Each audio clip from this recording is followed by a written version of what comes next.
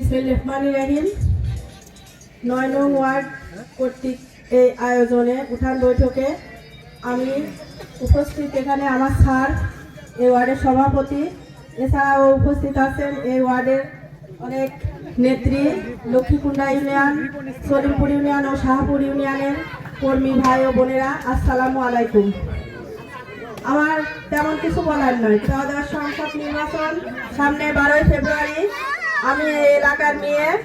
আমি শুধু একটি কথাই বলতে চাই যে আপনারা কেউ ভুল দিকে আগাবেন না।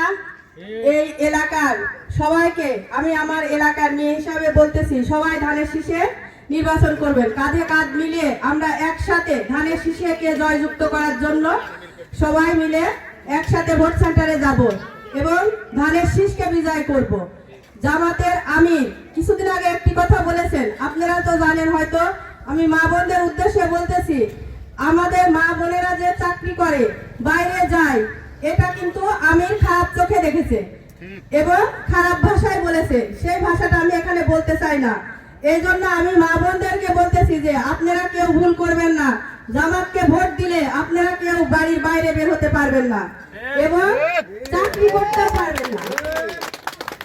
চাকরি করার জন্য আপনারা সবাই আমাদের দেশনেত্রী বেগম খালেদা জিয়া তার সন্তান আমাদের নারীদেরকে অনেক ভালো অধিকার দিবে এবং সে বলেছে চাকরি করলে ফ্যামিলি কার্ড দিবে, স্কুলে যে মেয়েরা পড়বে তাদের বিনা বেতনে পড়া, এগুলা কিন্তু খালেদা জিয়াই চালু করছিল। বিধবা ভাতা, বয়স্ক ভাতা, এসব আমাদের দেশনেত্রী বেগম খালেদা জিয়া দিয়েছিল।